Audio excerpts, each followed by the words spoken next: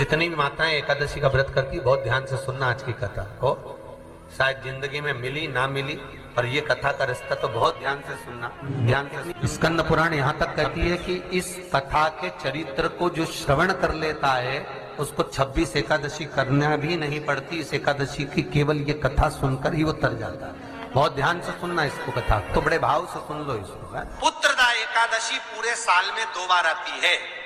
एक श्रावण के महीने में आती है, दूसरी पोषादिक्रम में। जिस नारी को संतान नहीं हो रही हो, बहुत प्रयास कर लिया हो, पुत्रदा एकादशी पूरे साल में 2 बार आती है। एक श्रावण के महीने में आती है, दूसरी पोषादिक्रम में आती है। पुत्रदा एकादशी होती है, ये संतान की वृद्धि करने वाली होती है। शंकर जी के मंदिर में जाकर, भगवान शिव के मंदिर में पूजन करके घी का 1 कटोरी में घी और 1 कटोरी में खीर शंकर के सामने रख देते हैं। भगवान शंकर के मंदिर पर चौखट पर घी का दिया लगा देते हैं। शंकर जी की चढ़ी हुई 1 बेलपत्र साथ में रखें और 1 बेलपत्र को उठाकर शंकर जी के मंदिर की चौखट पे ही बैठकर चबा चबा कर खा लेते हैं। जो 1 बेलपत्र लेकर आए हैं वो अपने पति को खिला देते हैं। कहते हैं पुत्रदा एकादशी के दिन ये कर लेने पर संतान की प्राप्ति हो जाती है, पुत्र की प्राप्ति हो जाती है। महापुराण की कथा कहती है, आप अगर विश्वास रखे हो, सफेद आंकड़े की जड़, जिस नारी का संतान नहीं हो, गर्भ नहीं ठहरा हो, सफेद आंकड़े की जड़, जिस देव अधिदेव महादेव की कथा जिस तुम्बरुका जी ने श्रवण कराई है, शंकर भगवान जिनके सामने बैठकर शिव पुराण की कथा सुन रहे हैं, उन तुमरुका जी का नाम लेकर शिवलिंग पे से 21 बार घुमाकर मंदिर में ही कमर पर 7वें दिन रजस्वला धर्म के जो बांध लेता है और 1 पीपल का पत्ता अवधूतेश्वर महादेव का नाम लेकर शंकर पर चढ़ाकर उसको गाय के दूध में उकाल कर रात्रि को दोनों पति पत्नी अगर पीकर सोते हैं, 3 महीने में भगवान भोलेनाथ उसकी गोद भर देते हैं। ये शिव तत्व। शंकर देता जरूर है। अच्छा, संतान नहीं हो, किसी नारी की गोद, अगर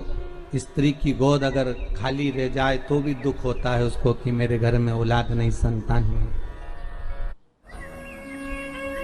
बड़े प्रेम से सबसे पहला नियम एकादशी व्रत का, सबसे पहला नियम है कि आप जिस दिन व्रत करो उसके 1 दिन पहले भक्ति का संचार इस हृदय में कर लो। भक्ति का संचार इस हृदय में कर लीजिए। जिस दिन आप व्रत करो, जैसे एकादशी का व्रत कर रहे हो तो 10वीं के दिन शाम का समय जब आवे, रात्रि जब होने लगे, शाम का समय आवे और रात्रि का आप जब भोजन ग्रहण करो तो उस भोजन में कोई ऐसा पदार्थ ग्रहण मत करिए जिस पदार्थ के कारण आपकी एकादशी बिगड़ जाए।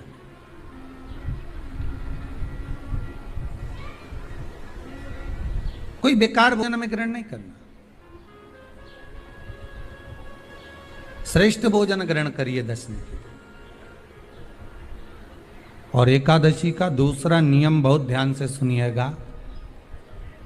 जिस दिन आपकी एकादशी का व्रत हो उस दिन प्रयास करिएगा कि अपने हाथ से किसी भी वृक्ष की कोई पत्ती टूटे ना।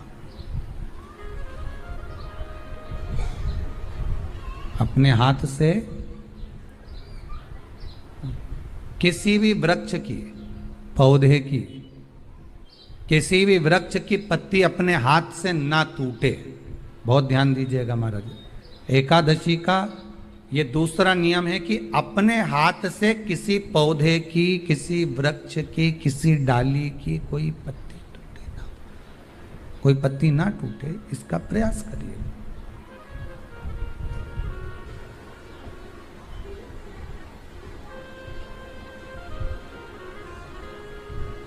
कितना सुंदर व्याख्यान कहा है, कितना सुंदर वर्णन है महाराज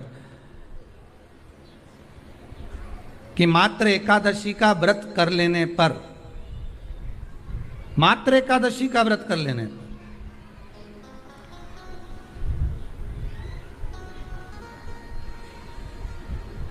जो पूर्व में किया गया हमारा पाप कर्म है, हमने किसी जीव की हत्या करी है, हमने किसी को कष्ट प्रदान करा है, हमने किसी को अपशब्द कहा है, हमने किसी को ताने दिए, हमने किसी को आड़ा टेढ़ा कहा है, हमने किसी को गालियां दे दी है, मात्र एकादशी का व्रत ही कर लेने पर ये सारे जो दोष हैं वो समाप्त हो जाते हैं।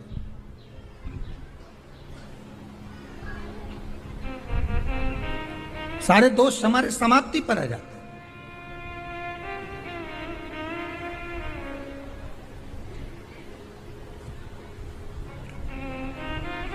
अब एक विचार करिएगा थोड़ा सा अपने मन में, अपने चित्त में, अपनी वृत्ति में एक बात उतारिएगा, एक अपने मन में एक बात को उतार कर रखिएगा कि आप अपने पाप को, अपने पाप कर्म को जिस दिन क्षीण करने वाले हो, समाप्त करने वाले हो, अपने पाप को आप जिस दिन समाप्ति पर लेकर जा रहे हो, तो उसके एक दिन पहले आपको प्रसन्नता होना चाहिए कि नहीं होना चाहिए कि कल मेरा पाप कटने वाला है, कल मेरा पाप समाप्त होने वाला है, जो मैंने पाप कर्म करा है वो समाप्त होगा, जो मैंने पाप कर्म करा है वो कल समाप्त हो जाएगा। तो एक दिन पहले आपके चेहरे पर प्रसन्नता हो कि ना हो?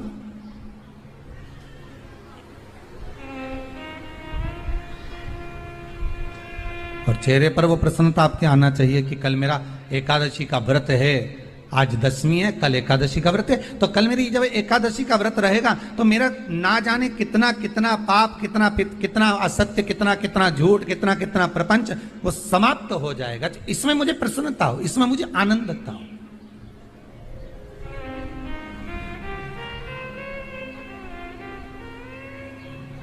तो क्या कहा गया कि प्रयास करिएगा कि एकादशी के दिन कोई वृक्ष की, कोई डाली की, कोई कोपल की कोई पत्ती ना तोड़ी जाए। क्यों?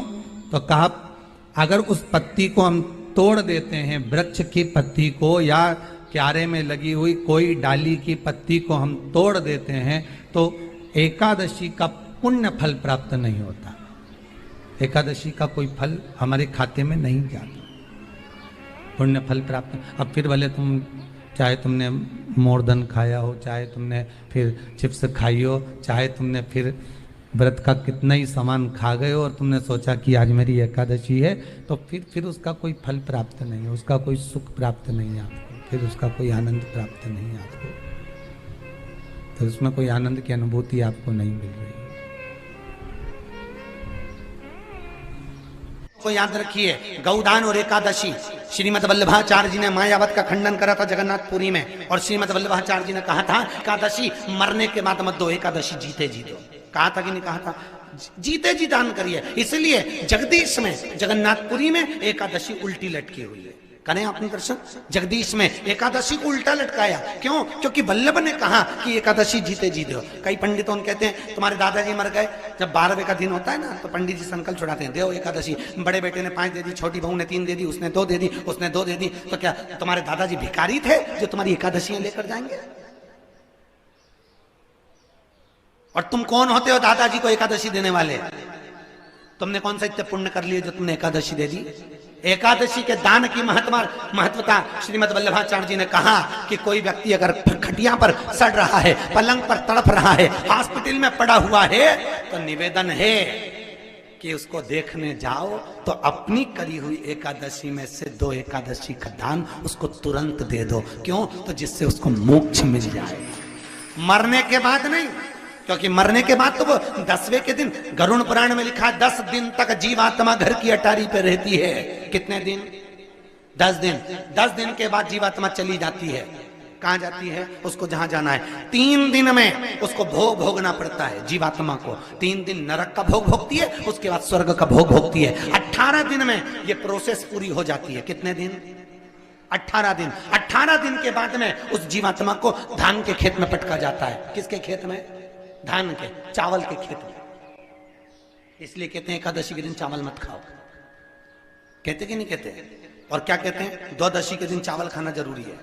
एकादशी का पालना करना है तो द्वादशी को चावल का एक गिरासा खाओ, तब द्वादशी को चावल खाओगे तो एकादशी लगेगी।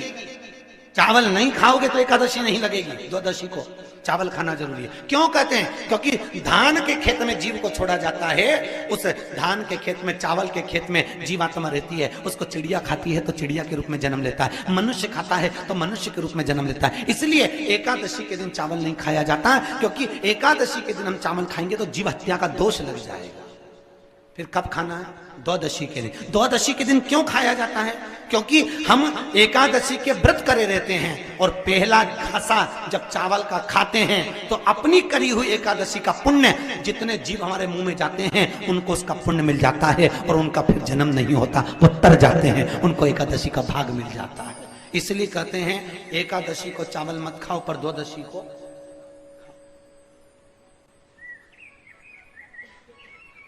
खाइए। 10 दिन तक जीवात्मा है और आपने एकादशी कब दान दी? बोलो जम के। 12वें के दिन, 13वें के दिन आपने एकादशी का दान दिया, वो मिली उनको? अरे बोलो अच्छे से। कई तो अभी तक कर रही होगी, हमारे दादाजी के निमित्त की कर रहे हैं, कर ले। फिर वही वाली बात आ गई, गुलाब के फूल में पानी जारी है। एकादशी के दिन शंकर भगवान को चावल का दाना चढ़ाना चाहिए कि नहीं चाहिए?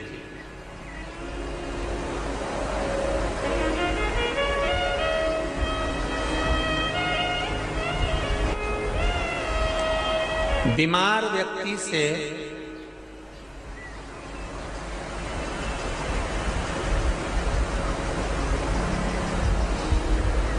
कोई बीमार व्यक्ति है, बहुत रोगीला, उसको बहुत रोग है, शुगर है, बीपी है, थायराइड है, सब कुछ है उसको, और वो रोगीला व्यक्ति जब डॉक्टर के पास जाकर पूछे, डॉक्टर साहब मेरी तबीयत ठीक नहीं रहती है, मैं बहुत कष्ट में रहती हूँ, बहुत तकलीफ है शरीर में, और अभी सावन का महीने का व्रत आ रहा है डॉक्टर साहब, 1 महीना में व्रत करती थी पहले, करूं कि नहीं करूं? तो डॉक्टर साहब क्या बोलेंगे? बोलते जाओ जरा जम के। डॉक्टर बोलेगा कि आप व्रत मत करो। डॉक्टर एक बात कहेंगे, शरीर स्वस्थ रखना है, व्रत बाद में हो जाएगा, अगले वर्ष कर लेना, पर अभी शरीर को सही रखने के लिए दोनों समय अच्छे पेट भरकर सात्विक भोजन करो और अपने शरीर को ठीक करो। सात्विक भोजन करो, अपने शरीर को, व्रत बाद में भी हो जाए, अगले वर्ष हो जाए।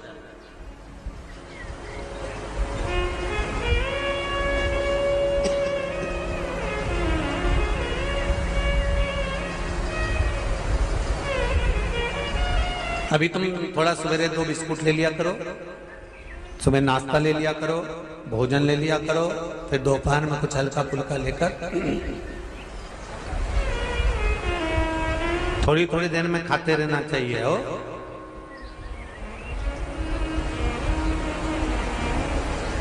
थोड़ा थोड़ा खाओ, थोड़ी थोड़ी देर में खाओ, एक साथ सुरसा जैसे मत निपटा जाए, थोड़ा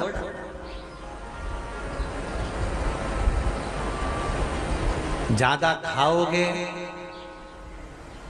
और ज्यादा कमाओगे तो दूसरों को कष्ट नहीं होगा, कष्ट खुद को होगा। ज्यादा खाओगे आपाच्य हो जाएगा, रात की नींद उड़ जाएगी, शरीर में अच्छा नहीं लगेगा। ज्यादा कमाओगे, रात की नींद उड़ जाएगी, दुनिया की दृष्टि तुम पर पड़ जाएगी और तुम्हारी रातों की नींद। कमाओ भी उतना जितना खर्च कर सको और खाओ भी उतना जितना पचा सको। अति सर्वस्व वर्जक। डॉक्टर कहेंगे ये तुम्हारा व्रत जो है ना अगले साल कर लेना, इस साल मत करिए, इस साल तो आराम से भोजन वोजन करो तुम लोग, बढ़िया प्रेम से खाओ पिए। तो उसी तरह किसी ने पूछा कि चावल का दाना एकादशी पर भगवान शंकर को चढ़ा सकते, चावल का दाना शंकर जी को चढ़ाते क्यों है, पहले तो वो समझ में। बेलपत्री का तो महत्व आपको बार बार बताया कि बेलपत्री शिव जी को क्यों चढ़ाई जाती है, कहीं रोग के लिए, कहीं बीमारी के लिए, कहीं किस कार्य के लिए, कहीं कोई कार्य के लिए, कहीं कोई कार्य के लिए। चावल का दाना अगर हम शंकर भगवान को चढ़ा रहे हैं तो क्यों चढ़ा रहे हैं, उसका कारण क्या है? चावल का दाना शिव को चढ़ाने का केवल एक कारण रहता है कि चावल को अक्षत कहते हैं।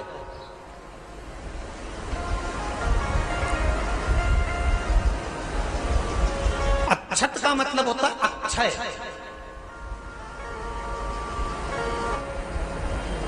उसका मतलब क्या होता है? अक्षय, जिसका कभी क्षय ना हो।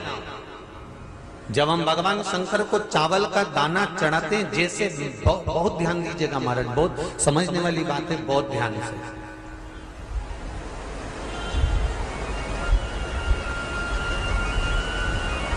चावल का दाना हमारे मस्तक पर तिलक करने के बाद पंडित जी क्यों लगाते हैं कि भगवान जैसा समय आज चल रहा है, आप पूजन कर रहे हो, पाठ कर रहे हो, दान कर रहे हो, पुण्य कर रहे हो, सत्कर्म कर रहे हो, भजन कर रहे हो, मेरा देव अधिदेव महादेव, मेरा नारायण, मेरा सत्यनारायण भगवान, मेरा राम जी, मेरा विष्णु जी, मेरा भागवत मैया, मेरी रामायण मैया। ब्राह्मण मस्तक पर तिलक लगाने के बाद चावल इसलिए लगाता है कि जैसा समय आज चल रहा है, भगवान तुमको ऐसा ही समय बनाकर रखे और तुम ऐसे ही चार चांद लगाते रहो, दान पुण्य संकीर्तन करते रहो, इसलिए मस्तक पर चावल का दाना लगाया जाए।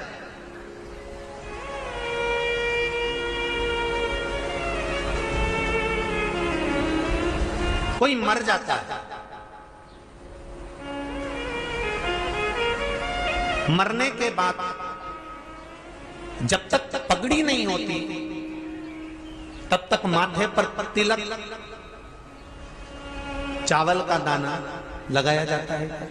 जम के बोलो जरा, नहीं लगाते। किसी पंडित जी से पूछो, ब्राह्मण देवता से पूछो, ब्राह्मण देवता ये कोई मर गया और हमारा तो नियम है कि हम सिर पे तिलक लगाते हैं, चावल लगाते हैं, या पंडित जी से हम तिलक लगवाते हैं, मंदिर जाते हैं तो मंदिर में जाके तिलक लगवा के हम चावल का दाना लगवाते हैं, क्यों नहीं लगाते? उसका कारण क्या है? जब किसी के मरने के बाद 10 दिन तक, 12 दिन तक मस्तक पर तिलक क्यों नहीं लगाया जाता? 10-12 दिन तक माथे पर तिलक या चावल क्यों नहीं लगाया जाता? उसका कारण है कि ये जो समय आया है, तुम्हारे यहाँ जो गमी हुई है, तुम्हारे यहाँ कोई मर गया है, तुम्हारे यहाँ किसी के प्राण छूट गए हैं, तो ब्राह्मण इसलिए तिलक नहीं लगाता आपको, इसलिए चावल का दाना नहीं लगाता कि ऐसा दिन भगवान अब ना लाए, इसको अमर ना करे, इसको अक्षय ना करे, इसको प्रबल ना करे।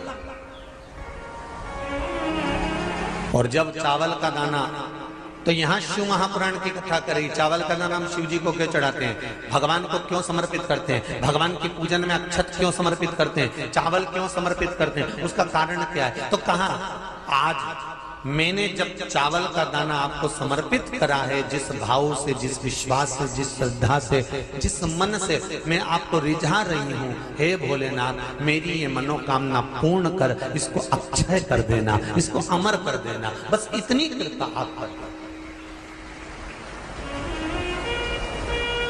अब किसी ने पूछा एकादशी के दिन चावल चढ़ाए कि नहीं चढ़ाए, तो यहां तो सीधी सीधी बात है, बीमारी देखकर थोड़ी ना आती है कि नवरात्र चल रहे हैं कि सावन का सोमवार चल रहा है, बीमारी तो बीमारी। तुम चावल मत खाओ। तिरुपति कौन कौन गया? हाथ उठाओ।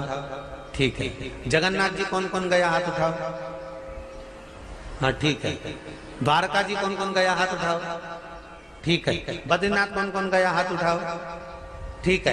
एकादशी के दिन कभी तुम बद्रीनाथ चले जाओ, एकादशी के दिन तुम द्वारका चले जाओ, एकादशी के दिन तुम तिरुपति चले जाओ, एकादशी के दिन तुम जगन्नाथ चले जाओ, एकादशी के दिन तुम्हारी मर्जी पड़े भगवान के किसी धाम में चले जाओ और भगवान को भोग लगाओ और उनकी थाली को झांक कर देखना, उसमें चावल जरूर मिलेगा। उसमें ऐसा नहीं है कि चावल नहीं मिलेगा। बद्री नारायण में भगवान को चावल का भोग लगा हुआ मिलेगा, द्वारका में चावल का भोग लगा हुआ मिलेगा, आपको जगन्नाथ में चावल का भोग लगा हुआ मिलेगा, तिरुपति में मिलेगा, द्वारकाधीश में मिलेगा, नाथद्वारा में मिलेगा, सांवरिया सेठ में मिलेगा, काकरोली जी में मिलेगा। आप जहां जाओगे वहां पर एकादशी के दिन भगवान को चावल आएगा, क्योंकि भगवान के लिए परहेज नहीं है। जो काम में डूबा हुआ है, जो आसक्ति में डूबा हुआ है, जो लोभ में डूबा हुआ है, जो वासनाओं में डूबा हुआ है, जो तृष्णा में डूबा हुआ है, और जो माता के गर्भ से जन्म लिया, एकादशी के दिन चावल उसको नहीं खाना। बहुत सुंदर संवाद है, ध्यान दीजिएगा। जिसके घर में कमाने वाले 2-4 हैं, पैसा तो आ रहा है पर घर में टिक नहीं रहा, डॉक्टर में, पुलिस में, एक्सीडेंट आदि में, कहीं गलत जगह पर व्यसन में अगर पैसा जा रहा है, जुए में, मांसाहार, मदिरा पान, या कहीं आया पैसा आने में कमी नहीं, आ रहा है पर टिक नहीं रहा, रुक नहीं रहा, कोई मांगने आ गया, दे दिया, फिर वहां से अपने पास नहीं आ रहा, अपन कह रहे हैं भैया हमारा पैसा लौटा दो, नहीं आ रहा। तो महाराज शिव महापुराण की कथा कहती है, एकादशी के दिन गंगा के जल में मात्र 7 बेलपत्री डालकर जो नंदीश्वर भगवान अर्थात जो शंकर जी के शिवलिंग के सामने नंदी होता है, उस नंदी के चरण पर गंगा का जल चढ़ाकर बेलपत्री शिव पर समर्पित कर देता है, उसके घर में रुपया रुकना चालू हो जाता है, फिर वो गलत जगह पर नहीं जाता, गलत स्थान पर वो धन जाएगा ही नहीं। बेटा अगर व्यसन में पड़ा हुआ है, मदिरा पान में पड़ा हुआ है, मांसाहार में, जुए आदि में जा रहा है, तुम्हें लग रहा है कि मेरा बेटा गलत मार्ग पर जा रहा है, ये मित्र दोस्ती गलत हो रही है, वो